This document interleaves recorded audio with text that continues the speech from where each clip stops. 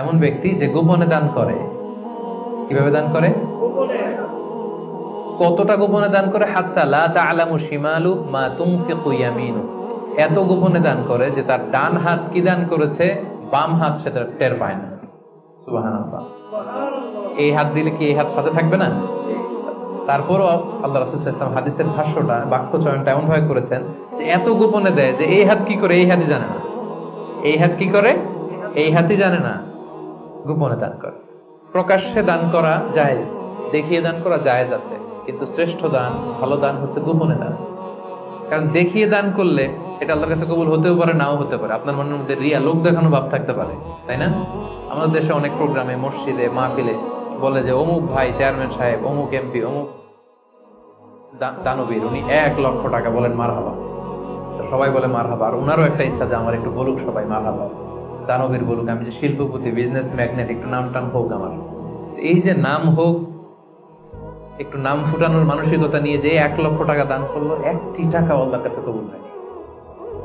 কারণ লোক দেখানো মানসিকতা নিয়ে নিয়ে করলে এটা আল্লাহ কবুল করে না। কারণ ওইখানে সে দুইজনের সন্তুষ্টি চাচ্ছে, লোকেও ভালো বলুক, আল্লাহও ভালো বলুক। নো, আল্লাহ এটা নেবেন। এই শিরক করে ফেলছেন। শিরক মানে আল্লাহর সাথে যদি কাউরে আবার সাথে চান, আপনি অন্য কাউকে চাইতে পারবেন না, দেখাতে হবে একজনকে, তিনি কে? এটাকে বলা হয় শিরকুল আসগার, ছোট শিরক। লৌকিকতা, লোক দেখানো মানসিকতা, এটা ছোট শিরক, বড় শিরক না, এটা ছোট শিরক। তো এই লৌকিকতার মানসিকতা আমাদেরকে বন্ধ করতে হবে। অনেক দানবীর, দানশীল ব্যক্তি কিয়ামতের দিন জাহান্নামে যাবে। আল্লাহ বলবে যাও, go to the hell fire, জাহান্নামে যাও।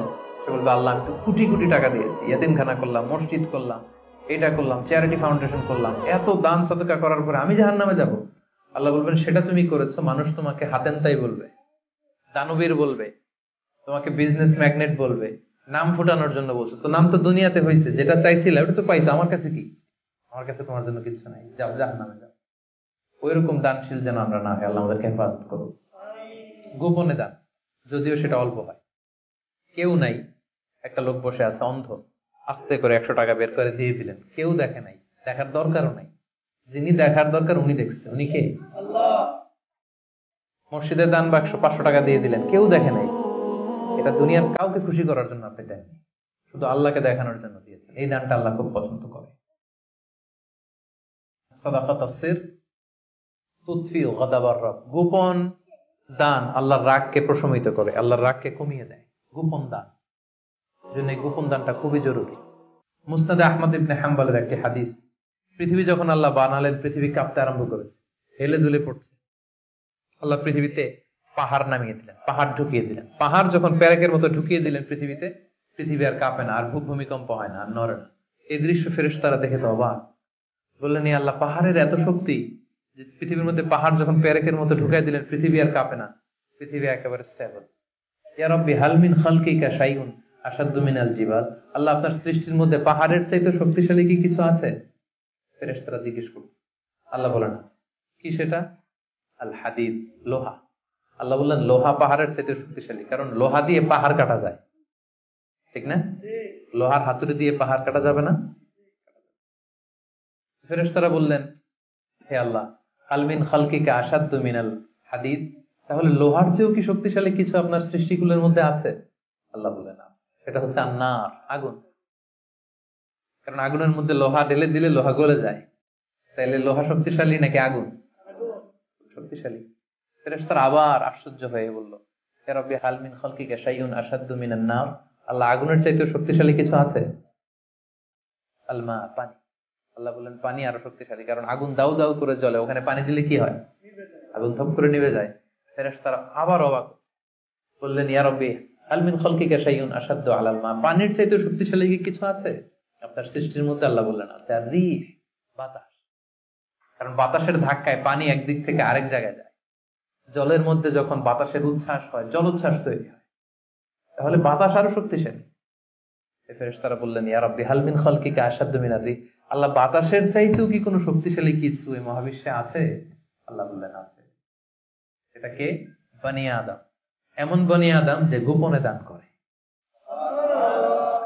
এমন বনি আদম যে সিক্রেটলি চ্যারিটি করে, মানুষকে দেখাতে যায়, আস্তে করে 2 টাকা, আস্তে করে 10 টাকা, আস্তে করে 50 টাকা, আস্তে করে 1 লক্ষ টাকা চেক পাঠায় দিল একটা এতিমখানায়, কেউ দেখে নাই, দেখাইতেও চায় না। এই লোকটা ওই বাতাসের চাইতে বেশি শক্তিশালী। আল্লাহু আকবার। তাহলে গোপন দান আল্লাহর কাছে এত প্রিয়।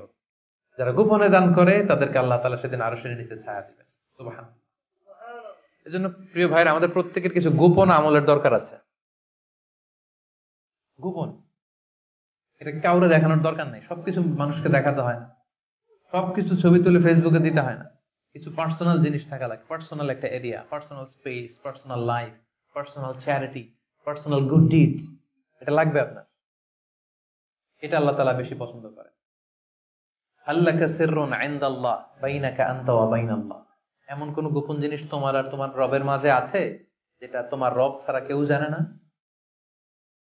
আল্লাকা সিররুন ইনদাল্লাহ বাইনাকা আনতা ওয়া বাইনাল্লাহ আল্লাকা সাদাকাতুন তাখফা লা ইয়ালামুহা ইল্লাল্লাহ আল্লাকা সিররুন ইনদাল্লাহ বাইনাকা আনতা ওয়া বাইনাল্লাহ আল্লাকা সাদাকাতুন তাখফা লা ইয়ালামুহা ইল্লাল্লাহ। সুবহানাল্লাহ।